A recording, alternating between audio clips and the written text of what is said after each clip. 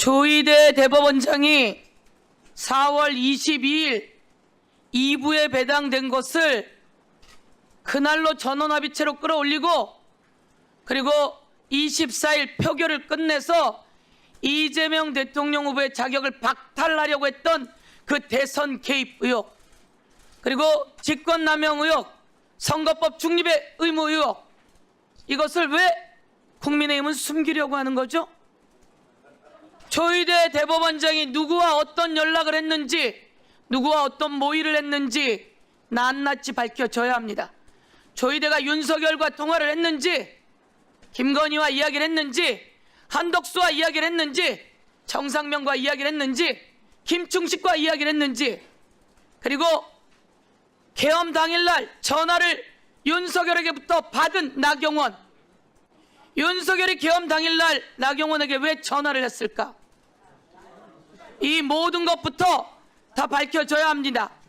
한덕수를 4월 30일 날 한덕수가 엠박을 겁니다.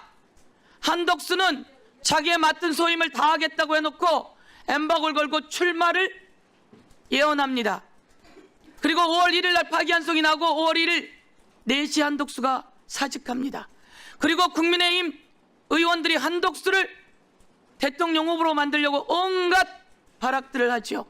그 과정에서 한덕수와 국민의힘은 무슨 전화 통화를 했는지, 어떻게 만나고 무슨 모임을 했는지, 그리고 조희대가 5월 1일 3시에 파기환송하는 그 시간을 어떻게 알고 한덕수 4시에 사직했는지, 그리고 전날 어떻게 엠박을 걸었는지, 이 과정에서 윤석열, 김건희, 쌍권, 그리고 윤석열이 전화한 나경원 등 모두 다 의혹 아닙니까?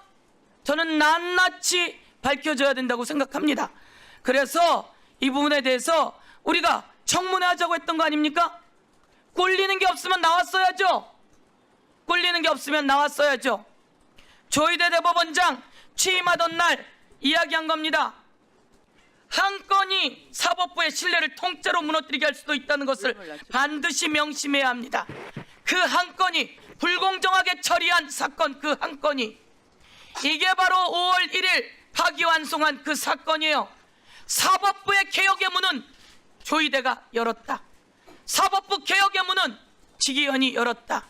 검찰 폐지의 문은 윤석열이 열었다. 검찰 폐지의 문은 윤석열과 함께 있었던 그 검사들이 열었다. 조희대는 국민 여론조사에 의하면 7명, 6명이 사퇴해야 한다고 이야기합니다. 이 사퇴해야 된다고 하는 10명 중 6명이 사퇴해야 된다고 이야기하고, 자, 오늘 공개하겠습니다. 조희대 출석 요구에 대한 의견서, 출석 요구에 대한 의견서. 잘 보세요. 출석 요구에 대한 의견서는 5월 9일 날 낸 것과 9월 25일 날 낸 겁니다. 자, 빨간 줄 친 게 똑같은 내용입니다, 국민 여러분.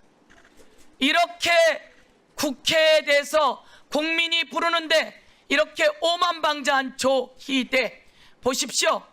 최근 지난 5월 요것만 달라지고 똑같습니다. 이게 바로 조희대가 복붙한 그 출석의 요구에 대한 의견서입니다.